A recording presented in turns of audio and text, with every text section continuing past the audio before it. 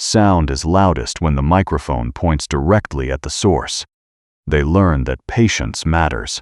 Sometimes you hear nothing for an hour, then suddenly faintly the telltale thrumming. Lieutenant Wilson, one of Ryan's instructors, describes the challenge.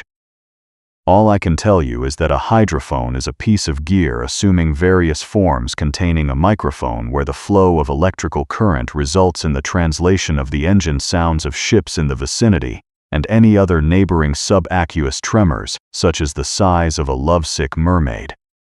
All this medley of sound is reproduced by telephone receivers connected by cable with the hydrophone, and the classification is left to the listener. The lovesick mermaid becomes training shorthand for non-rhythmic sounds, currents, marine life, thermal layers.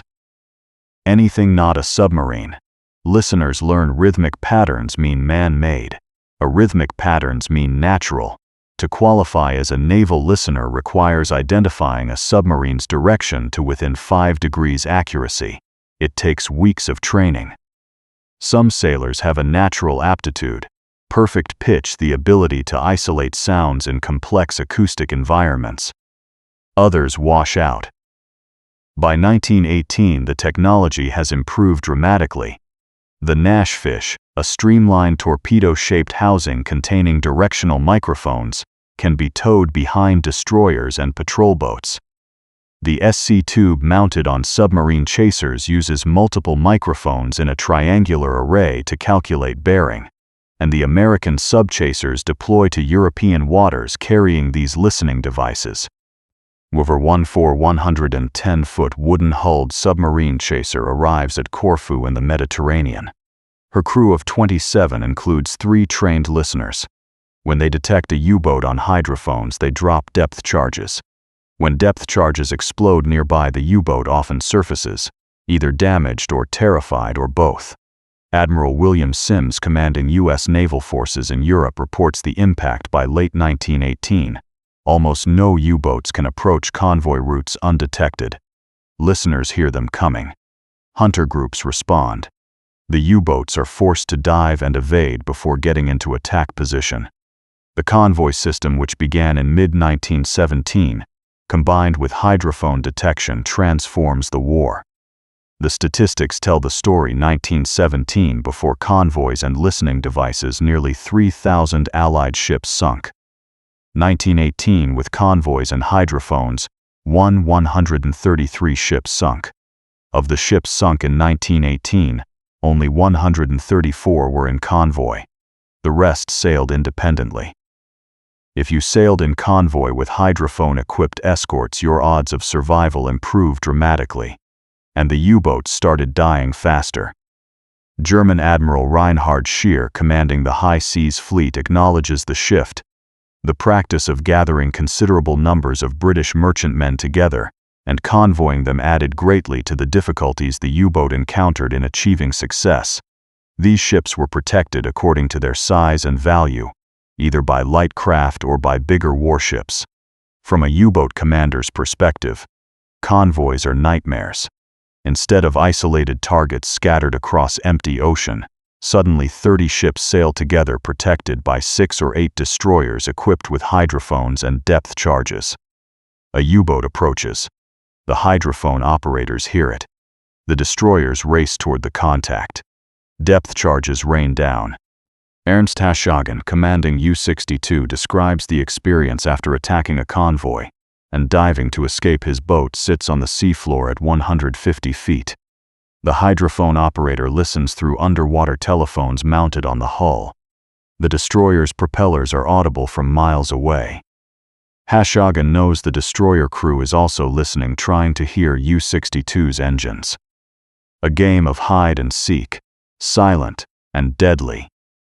Haschhagen waits hours before risking surfacing. When he finally does, he surfaces slowly, listening continuously. If he hears propellers, he dives immediately. Sometimes the destroyers wait quietly, engines off, hoping to ambush surfacing U-boats. Sometimes U-boats wait on the bottom until their batteries die, then surface into waiting destroyers.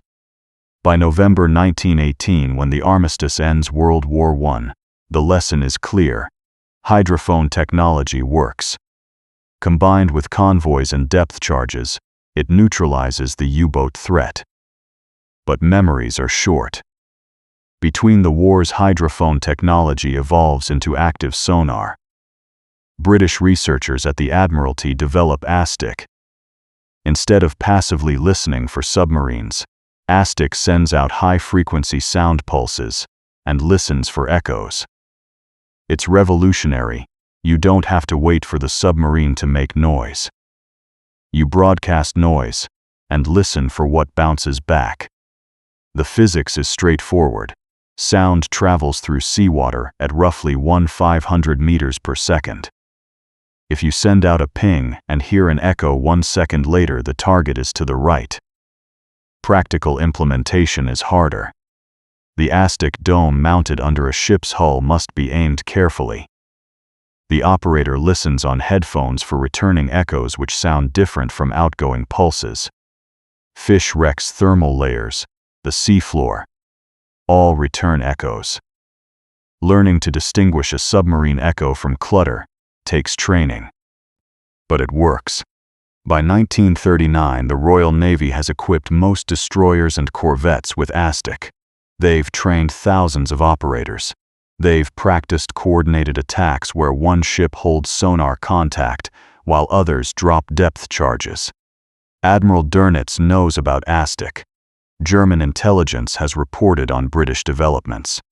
But Dönitz doesn't believe it's as effective as the British claim. He thinks U-boats can evade it by diving deep, by running silent, by attacking at night when submarines operate on the surface anyway. Hess partially right. ASTIC has limitations. It doesn't work well at high speeds. The dome creates turbulence that masks echoes. It has a minimum range. Can't detect submarines closer than 200 meters. It loses contact when the target goes directly beneath the searching ship. It's disrupted by thermal layers where cold and warm water meet. It can't distinguish direction with perfect precision. But Dönitz is also catastrophically wrong, because while ASTIC isn't perfect, it's effective enough. Combined with radar radio direction finding and air patrols, it transforms submarine hunting from random guesswork into systematic prosecution. The British know this. They remember 1918. They've prepared for the next U-boat campaign. The Germans don't know how prepared. In September 1939, when Germany invades Poland and Britain declares war, U-boats sail into the Atlantic expecting another happy time like the one their predecessors enjoyed early in World War I. For 18 months they get it. Then March 1941 arrives. March 7, 1941, 2:00 a.m. North Atlantic south of Iceland. Convoy outbound 293 steams westward, 41 merchant ships escorted by 2 destroyers and 2 corvettes. Weather is deteriorating. Heavy seas, low visibility. The convoy has already lost 2 stragglers to navigation errors. It's the kind of night U-boat commanders love. Darkness, rough seas, scattered formation. Easy hunting. 3 of Germany's top aces are converging on this convoy. U-47 commanded by Günther Prien, the bull of Scapa Flow. Hess sunk over 160,000 tons on 8 patrols. National hero. Face on propaganda posters. U-99 commanded by Otto Kretschmer, the tonnage king. Hess sunk over 240,000 tons. Ritterkreuz with oak leaves. The most successful submarine commander in history. U-70 commanded by Joachim Matz, new commander on his first patrol, eager to prove himself among legends. Dönitz has ordered them to attack this convoy. He wants overwhelming force. 3 aces against 41 targets. It should be a slaughter. At 02:15, Prien attacks. He fires 4 torpedoes at separate ships.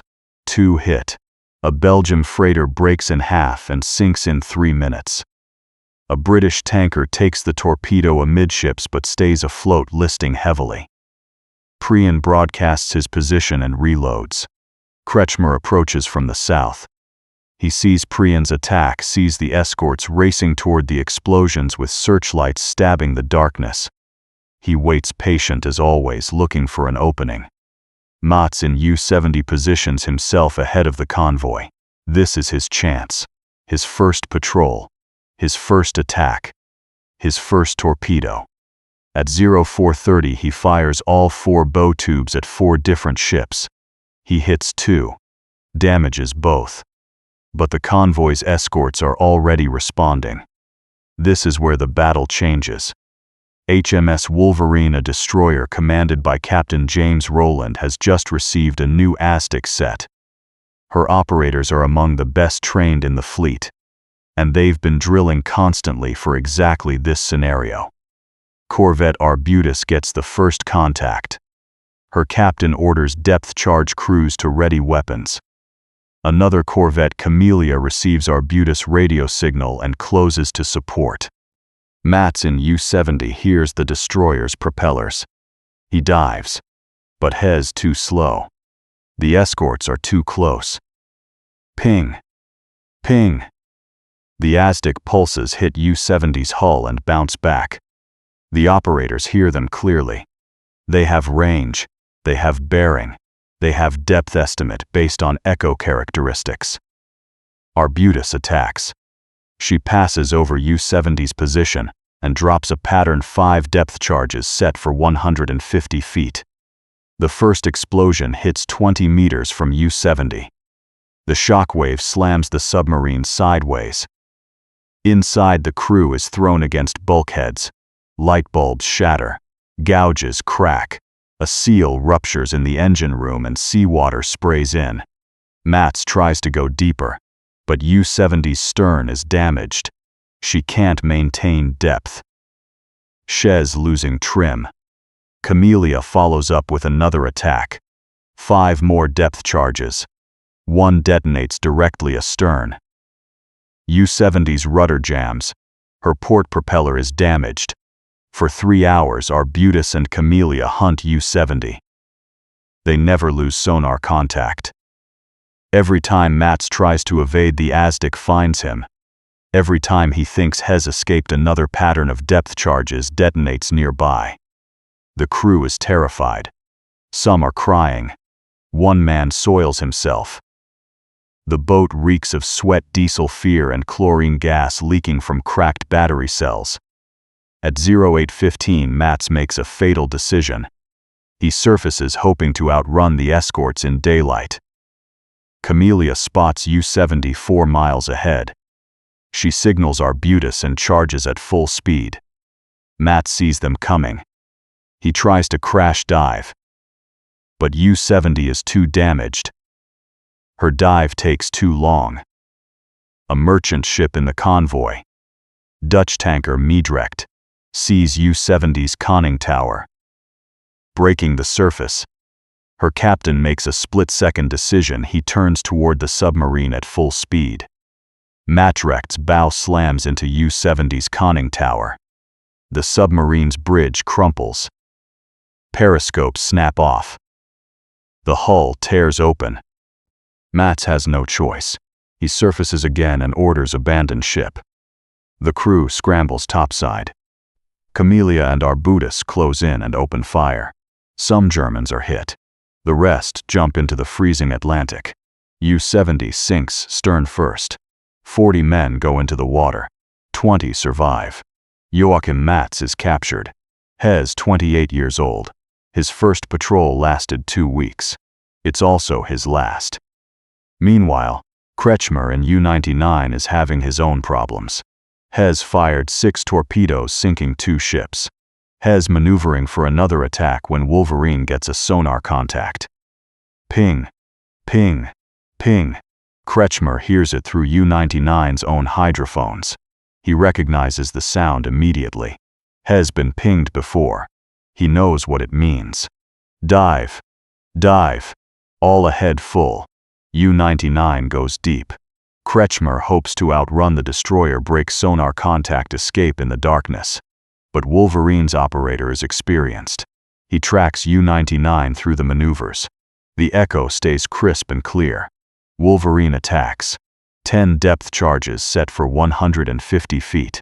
The explosions bracket U-99. One detonates close enough to crack a hull weld. Water pours into the control room. The lights go out. Emergency lighting kicks in. Dim red bulbs that turn everything into shadow. Kretschmer goes deeper, down to 200 meters beyond the rated crush depth. The hull groans. Rivets pop like gunshots. More leaks spring. Wolverine pursues. Another attack. 8 more depth charges. U-99's electric motors fail. She loses power.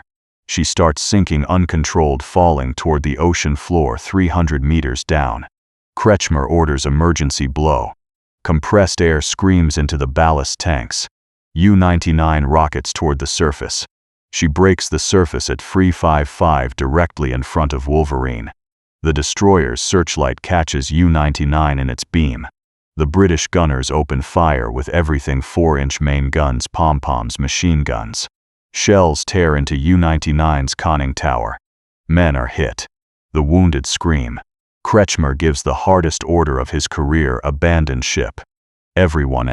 Wolverine ceases fire and approaches carefully.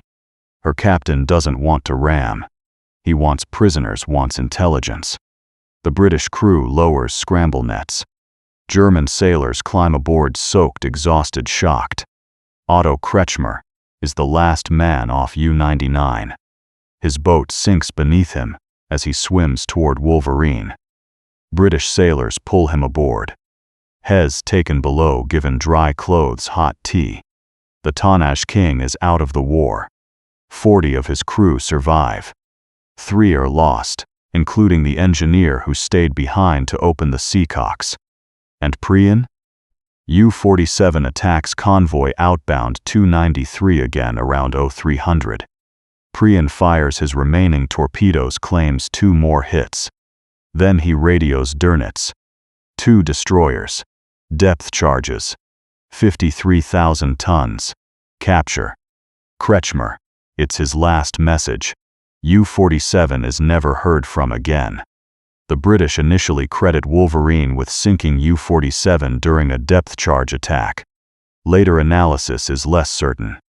Priyan may have been sunk by depth charges. Or by a circular running torpedo. U-47's own weapon malfunctioning and tracking back. Or by catastrophic mechanical failure. Or by any number of unknown causes. The only certainty: U-47 sailed into the North Atlantic on February 20, 1941, and never returned. Unter Priyan 20 war patrols 162. The commander is 26 years old. This is his second patrol. His first patrol ended with no attacks, no sinkings, just 2 weeks of dodging escorts and aircraft. He returned to France frustrated, eager to prove himself. This patrol is proving worse. Hez been at sea for 3 weeks. Hez spotted 2 convoys but couldn't attack either. Both had strong escorts aircraft overhead, sonar pinging constantly. He approached to within 5 miles of the first convoy before a destroyer turned directly toward him. He dove immediately. For 6 hours, Aztec pinged off his hull while depth charges exploded nearby. He escaped by going deep and staying silent for 12 hours. His crew nearly suffocated. The air became so foul men were passing out. He had to surface to ventilate even though aircraft were searching overhead. Now Hez tracking a 3rd convoy. 20 ships, 4 escorts. It should be manageable. But nothing is manageable anymore. He approaches at periscope depth, planning a submerged daylight attack. The escorts are zigzagging, but he finds gaps in their pattern. He selects a target, a large freighter, probably 8,000 tons, and begins his firing solution. Then he hears it through the hydrophones. Ping, ping, ping. An escort has detected him. Range 1. 200 meters. Closing fast. Dive. Take her to 180 meters. U-653 angles down. The crew is silent. They've been through this before. They know the drill shut down, unnecessary equipment, move slowly, breathe shallowly. Make no noise. The destroyer passes overhead. The Aztec pulses come faster, sharper. Ping, ping, ping, ping. The first depth charge pattern explodes 150 meters away. Not close enough to damage the boat, but close enough to terrify the crew. The youngest sailor, 18 years old, conscripted from Berlin 6 months ago, whimpers. Silence. The commander hisses. Vorver. The explosions sound like artillery shells hitting a steel plate. The boat shakes. Cork insulation falls from the overhead. A pipe joint cracks and starts leaking seawater. The commander orders the boat deeper, down to 200 meters. The hull groans under pressure. This is beyond the rated depth, but staying shallow means staying in the depth charge kill zone. For 3 hours the destroyer hunts. The Aztec never loses contact. Every time the commander thinks they've escaped, another pattern of depth charges explodes nearby. Sometimes close, sometimes distant, but always following. The crew is exhausted, terrified. One man is praying aloud. Another is quietly sobbing. Finally, after what feels like days, the pinging stops. The destroyer has rejoined the convoy. The commander waits another 2 hours before surfacing. When U-653 finally breaks the surface, the crew scrambles topside to breathe fresh air. Some vomit from the stress and bad air. Others just stand there shaking. No attack. No torpedoes fired. No ships sunk. Just survival. This is what U-boat warfare has become. The statistics tell the story of 1942 Allied convoys now sail with 4 to 6 escorts minimum. Many have 8 or 10. Every escort has Aztec. Many have radar that can detect surfaced submarines at night. Aircraft patrol the convoy routes constantly. RAF Coastal Command has been reinforced. American aircraft operate from Iceland and Newfoundland. They carry depth bombs and radar. They force U-boats to stay submerged during daylight, which reduces their effectiveness dramatically. Radio direction finding, Huff Duff, allows escorts to pinpoint U-boats transmitting position reports. Every time a U-boat radios Dönitz, escorts get a bearing. If 2 ships take bearings, they can triangulate. Aircraft are vectored to the position. The U-boats are still dangerous. They still sink ships, over 6 million tons in 1942. But they're dying faster. 87 U-boats lost in 1942 compared to 35 in 1941. More critically, the experienced commanders are dying. The aces from the happy time, Pryan, Kretschmer, Shepka, are gone. Their replacements are younger, less experienced, more reckless, or more cautious depending on temperament. Training is shortened because Dönitz needs boats at sea. New commanders go on patrol with fewer practice dives, less tactical training, younger crews. The average age of a U-boat crew in 1940 was 25. By 1943, it's 19. The missions are changing too. No more easy pickings. Now every patrol means evading aircraft, dodging destroyers, enduring depth charge attacks. The psychological toll is enormous. Crew morale, which was sky high in 1940, begins cracking. Some boats return early, claiming mechanical problems that turn out to be imaginary. Some commanders become overcautious, breaking off attacks at the first sign of escorts. Others become reckless, taking suicidal risks, because they know they're probably going to die anyway. Dönitz issues orders: attack despite strong defenses. Press home attacks even if escorts are present. Sink tonnage at all costs. Some commanders obey. Some don't. The ones who obey die faster. Herbert Wohlfarth in U-556 attacks convoy HX-126 in May 1941. His boat is immediately depth charged by 3 corvettes. 54 depth charges over 6 hours. U-556 is forced to surface. Wohlfarth and his crew abandon ship. The boat sinks. Wohlfarth, a Ritterkreuz holder 26 years old, spends the rest of the war in a POW camp. The U-boat arm is still growing. Shipyards are producing 20 boats per month. But losses are accelerating.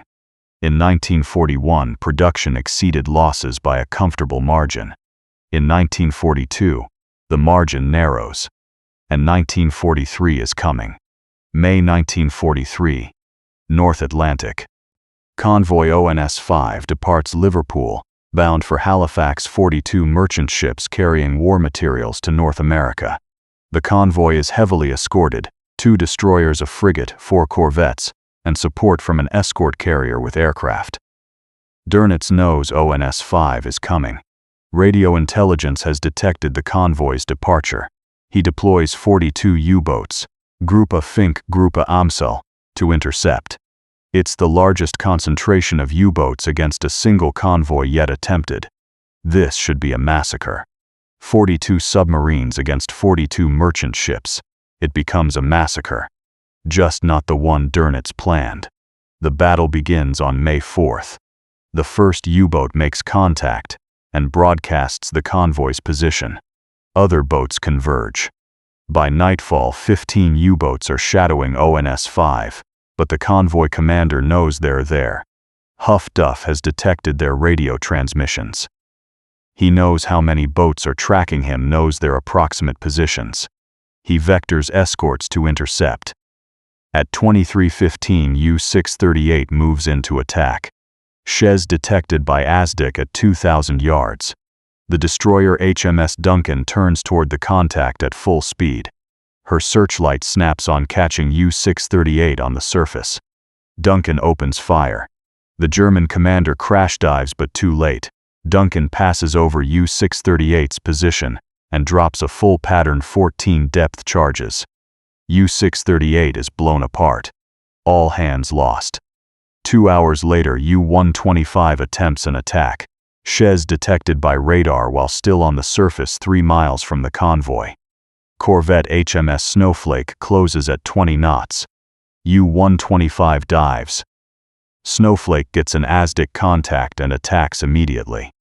The depth charges rupture U-125's pressure hull. She surfaces, flooding.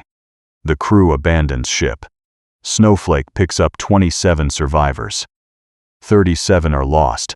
By dawn on May 5th, 3 U-boats have been sunk. 3 more have been damaged and forced to withdraw. But 40 U-boats remain, and they're all converging. The battle continues for 3 days. U-boats attack in groups, trying to overwhelm the escorts. Some get through. They sink 12 merchant ships. 28,000 tons. But the escorts exact a terrible price. May 5th, U-192 sunk by depth charges. U-638 already gone. U-125 already gone. May 6, U-531 sunk by aircraft. U-274 damaged, forced to abort. U-266 depth charged, sunk with all hands. May 7, U-732 attacked by aircraft, sunk. U-663 depth charged by frigates, sunk. The U-boats keep attacking, and they keep dying.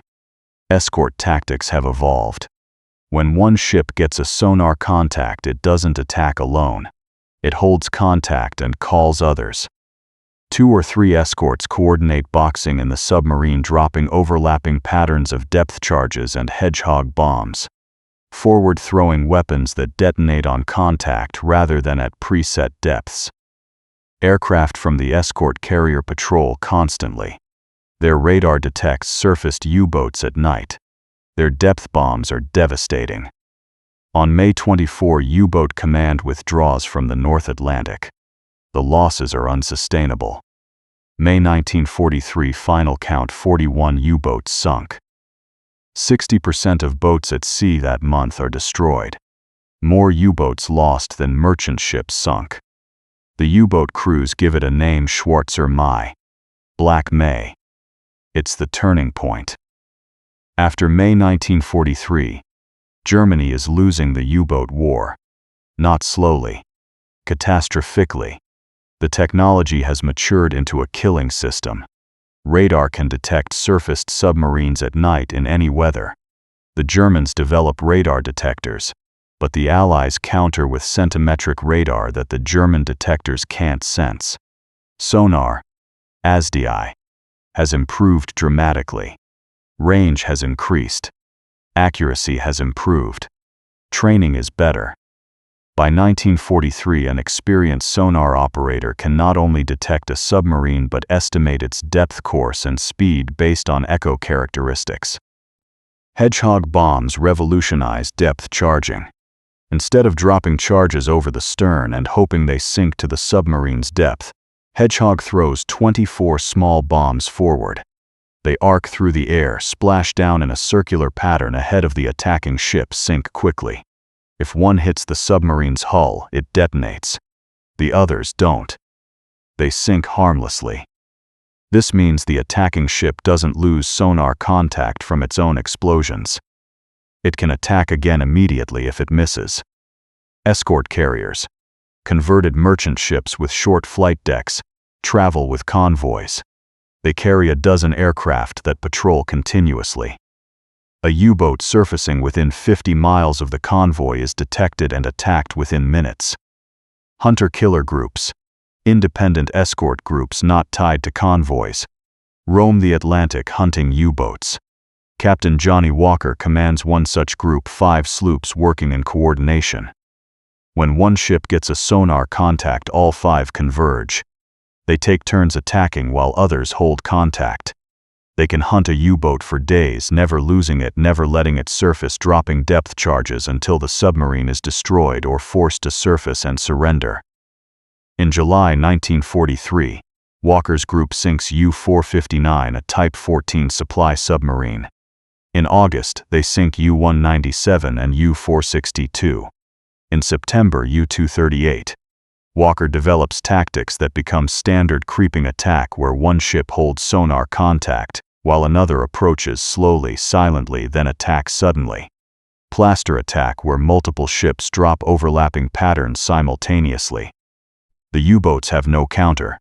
They can dive, but sonar finds them. They can run, but escorts are faster. They can surface and fight, but radar-equipped aircraft find them in minutes. They're being hunted systematically, efficiently, ruthlessly. December 1943. U-415 on patrol west of Ireland. The commander is 23 years old. This is his first patrol as captain. His boat is new, his crew mostly teenagers. Half have been at sea less than a month.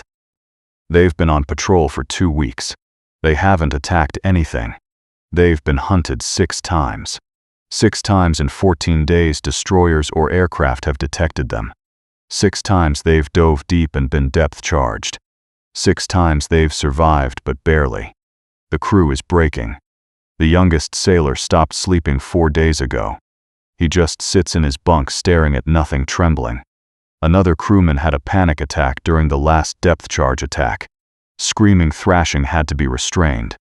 The chief engineer reports that 3 men have begged him to sabotage the boat so it will have to return to base. The commander knows what they're feeling because he feels it too. Terror. Helplessness. Inevitability.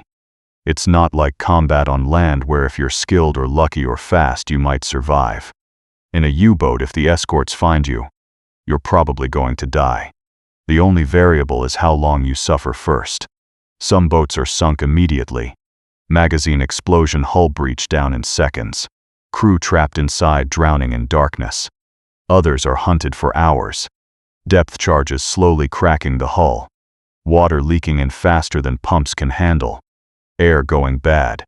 Men passing out. Batteries cracking, releasing chlorine gas. The choice becomes stay submerged and suffocate or surface into gunfire. And you can't fight back effectively. You have torpedoes, but you have to get close to use them, and getting close means the escorts detect you. You have deck guns, but if you surface to use them, aircraft attack within minutes. You have nothing that counters sonar. Nothing that counters radar. Nothing that lets you hide. You're prey. And the hunters are very, very good. The psychological impact is documented in German naval records. Post-patrol medical reports describe symptoms consistent with what would later be called PTSD nightmares. Hypervigilance, emotional numbing panic attacks, depression. Some commanders develop what the Navy calls periscope paralysis, an inability to make decisions during attacks. They freeze at critical moments, unable to order torpedo shots, unable to order dives, just staring through the periscope while the crew waits for orders that don't come.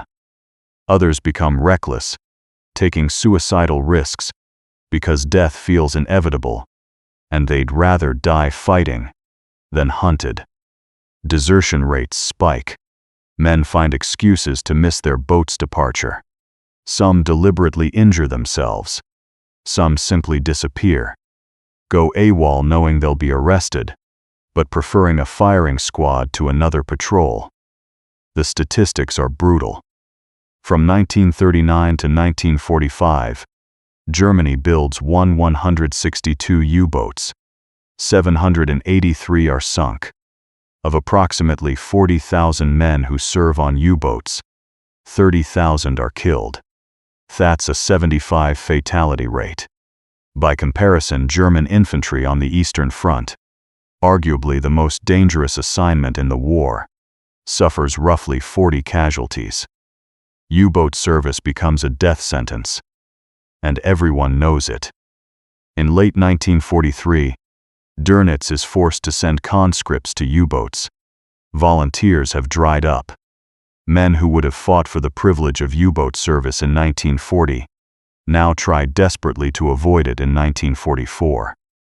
Training is cut to the minimum.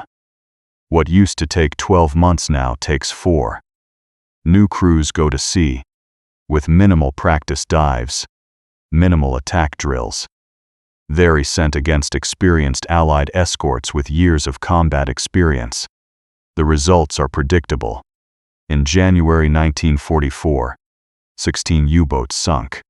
February 13 sunk. March 17 sunk. April 16 sunk. Month after month the slaughter continues. Some boats are sunk on their first patrol. Some commanders die having never made a successful attack. The average U-boat in 1944, Yitz-2S, Nupate, patrols before being destroyed. Inside U-415, the young commander makes a decision. He radios Dönitz mechanical failures. Returning to base. U-415 returns to France. The commander is relieved of command, court-martialed, sentenced to a penal battalion. He survives the war. His crew is reassigned to a new boat. That boat is sunk with all hands on its first patrol. April 1945. The war in Europe is ending. Soviet forces surround Berlin. American and British armies cross the Rhine. The Kriegsmarine surface fleet is destroyed or trapped in Baltic ports, and the U-boat arm is shattered. Of the 162 U-boats commissioned during the war, 783, destroyed by enemy action 215, scuttled by their crews to prevent capture 156 surrendered. Of the 40,000 men who served in U-boats, 28,000, killed 5,000, captured 7,000, survived the war in active service. The mathematics are simple and brutal. 3 out of 4 U-boat crewmen died. If you served on U-boats for the full war, statistically, you were going to die. Compare this to other services. German Army 35 killed, Luftwaffe 40 killed, U-boat service 70 killed. It's the highest casualty rate of any military service in any nation during World War II. The final statistics tell the story of a campaign that started as a German victory and ended as a German catastrophe. 1939 to 1941. The Hunters, U-boats sink 3.5 million tons of Allied shipping, 85 U-boats lost, exchange rate 72,000 tons per U-boat lost. Black May, 41 boats lost in 1 month. Dönitz forced to withdraw from North Atlantic. New tactics all fail, survival rate plummets. 1944 to 1945. The slaughter, U-boats sink 1.6 million tons. 367 U-boats lost, exchange rate 400 tons per U-boat lost. Most boats sunk on first or second patrol. Conscript crews shortened training. mission becomes suicide. Run. No tactical solution exists. The technology victory. What changed? Not German courage. U-boat crews fought with desperate bravery to the end. Not German tactics. Dönitz tried everything, constantly innovating. Not German submarine design. The Type 7 and Type 9 U-boats were excellent vessels. What changed was Allied technology, particularly acoustic detection. Sonar refined from World War I hydrophone technology stripped submarines of their primary advantage in visibility. A submerged U-boat radiates noise. Engine sounds, propeller cavitation, hull resonance. Sonar detects that noise from miles away. Combined with other technologies, radar radio direction finding aircraft escort carriers, Sonar created an integrated detection system that U-boats couldn't defeat. The Germans tried countermeasures. Schnorkel devices let U-boats run diesel engines while submerged at periscope depth, reducing surface time. But Allied radar detected schnorkels. Rubber coating on hulls absorbed some sonar pulses. But it was expensive, reduced speed, and didn't work well enough. Silent running procedures minimized noise. But electric motors eventually drained batteries, forcing surface charging, and even silent U-boats radiated enough noise for sensitive sonar to detect. Acoustic torpedoes that homed on escort propeller noise. But escorts learned to deploy noisemakers that decoyed the torpedoes. Nothing worked. Every countermeasure was met with a countermeasure. By 1944, the technology gap was insurmountable. Allied escorts had 3 years of combat experience using sonar. Their operators were skilled. Their tactics were proven. Their coordination was seamless. U-boats were obsolete. The submarine concept, invisible underwater hunter, had been negated by acoustic detection. Survivor accounts. Otto Kretschmer spent the rest of the war in a Canadian POW camp. He was repeatedly interrogated about U-boat tactics and technology. He gave nothing useful. After the war, he rejoined the German Navy and eventually became an admiral in the West German Bundesmarine. He died in 1998, age 86. Ernst Haschagen, commander of U-62, survived the war. He wrote memoirs describing U-boat operations, including the psychological impact of being hunted. The worst was not the depth charges, though they were terrible. The worst was the pinging. That sound. Ping. Ping. Ping. It meant they knew exactly where you were. You were blind and deaf and helpless, and they could see you perfectly. That sound haunted us long after the attack ended. Herbert Wolfarth, captured when U-556 was sunk, spent 4 years in British POW camps. He described the psychological deterioration among captured U-boat crews. At first we were confident. We thought Germany was winning. By 1943 we knew we were losing. By 1944 we knew every U-boat sailing was probably going to be sunk. The new prisoners told us every patrol now is a death mission. The boats go out and don't come back. The crews are children. The escorts find them immediately. Harris, no chance. The young commanders sent out in 1944-45 left few memoirs. Most didn't survive long enough. Their names appear in loss lists: U-415 all hands lost, U-853 all hands lost, U-540 Thys, sunk 45, killed 16, captured. The reversal. In September 1939, U-boat commanders were elite hunters stalking prey in an ocean that belonged to them. By May 1945, they were hunted animals cowering in darkness, waiting for the ping that meant death was coming. The transformation took 6 years. The turning point was technology, specifically the ability to detect submerged submarines acoustically. Hydrophones in World War I, ASTIC in World War II. Sonar became the weapon that defeated the U-boat. Not guns, not depth charges. Those were delivery systems. Sonar was the targeting system. Without it, depth charges fell randomly. With it, they fell precisely. The hunters became the hunted. The ocean became a killing ground. The wolves became prey. May 8, 1945. Germany surrenders. In Wilhelmshaven, Kiel, Hamburg, and occupied ports in Norway, the remaining U-boats receive orders: cease hostilities, surface, and surrender to the nearest Allied forces. Some commanders obey. They surface, hoist black flags, and radio their positions. Allied ships escort them to harbor, where their crews become prisoners. Some commanders disobey. Rather than surrender, they scuttle their boats. Operation Regenbogen, Rainbow, sees over 200 U-boats deliberately sunk by their crews. Better to send the boats to the bottom than hand them to the enemy. A few boats attempt to flee to neutral countries: Argentina, Spain.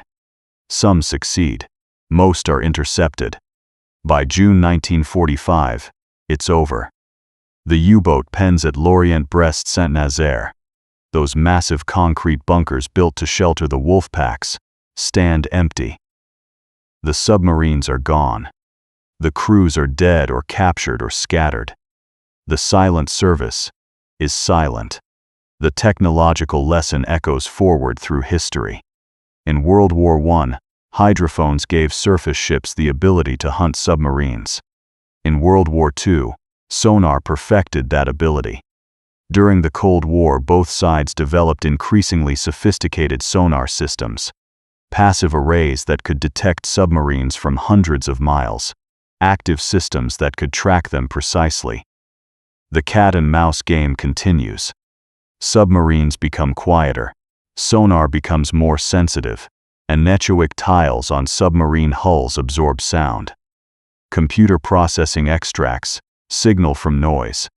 Nuclear submarines eliminate engine noise but still generate flow noise over their hulls. Every advance in stealth is met by an advance in detection. The lesson of the U-boat campaign: technological advantage is temporary. Today's predator is tomorrow's prey.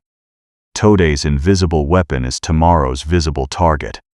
The U-boat commanders who sailed in 1939 believed they were invincible. They believed the ocean belonged to them. They believed their invisibility was absolute and permanent. They were wrong. In 1917, Commander C.P. Ryan stood on the shore of the Firth of Forth, lowering primitive hydrophones into the water, listening for submarines.